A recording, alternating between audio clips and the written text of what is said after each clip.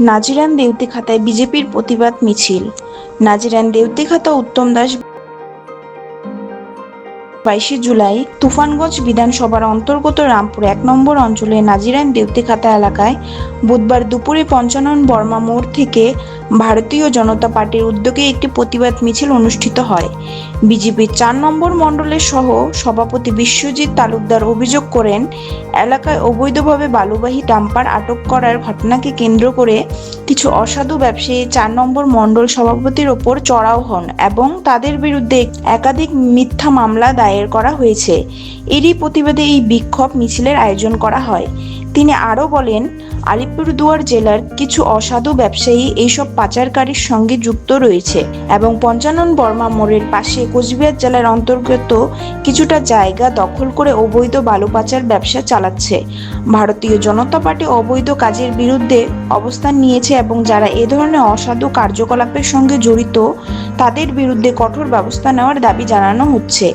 মিছিলে উপস্থিত ছিলেন 9 নং তুফানগঞ্জ বিধানসভার কো-কনভেনর বিজন বিহারী, 4 নং মণ্ডলের সভাপতি জয়কুমার সরকার, 4 নং মণ্ডলের সহ সভাপতি বিশ্বজিৎ তালুকদার সহ রামপুর 1 নং অঞ্চলের সমস্ত বুথের বিজেপি কর্মী সমর্থকরা।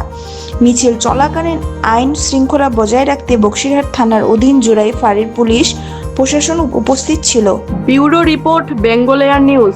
একটি ডাম্পার ধরা পড়ে এবং ধরা পড়ার পর আলিপুরদুয়ারের এক অসাধু রয়্যালটি ব্যবসায়ী যার নাম বুধেন রায়, তিনি কোচবিহার ডিস্ট্রিক্টে বসে উনি রয়্যালটি দিচ্ছিলেন। জাতীয় সড়কে প্রায় 1 কিলোমিটার মতো গাড়ি যাবার পর যখন গাড়িটা মানুষ পাকড়াও করে, তারপর উনি কোচবিহার ডিস্ট্রিক্টের রয়্যালটি অফিস থেকে বসে হোয়াটসঅ্যাপের মধ্যে দিয়ে রয়্যালটি ওনাকে হোয়াটসঅ্যাপে পাঠায়।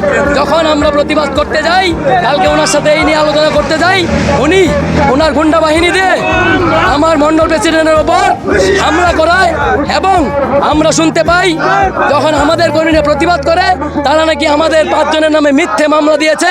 তার জন্য আজকে এই প্রতিবাদ মিছিল। এরপরেও যদি এই দালালরা না শুধরায়, আগামী দিনে এদেরকে আমরা উপযুক্ত ব্যবস্থা নিব। বিগত দিনে এরা তৃণমূলের প্রভাব খাটিয়ে এই এলাকায় ভয়ভীতির পরিবেশ তৈরি করে রেখেছে, এই এলাকার মানুষকে দমিয়ে রাখার চেষ্টা করেছে। কিন্তু আজকে বিজেপি সরকার আসবার পর এখানকার মানুষ অন্যায়ের বিরুদ্ধে, এই দালাল চক্রের বিরুদ্ধে সোচ্চার হয়েছে। আমরা এদেরকে আগামী দিনে উপযুক্ত ব্যবস্থা, আইনি ব্যবস্থার মাধ্যমে এদেরকে আমরা শিক্ষা দেব।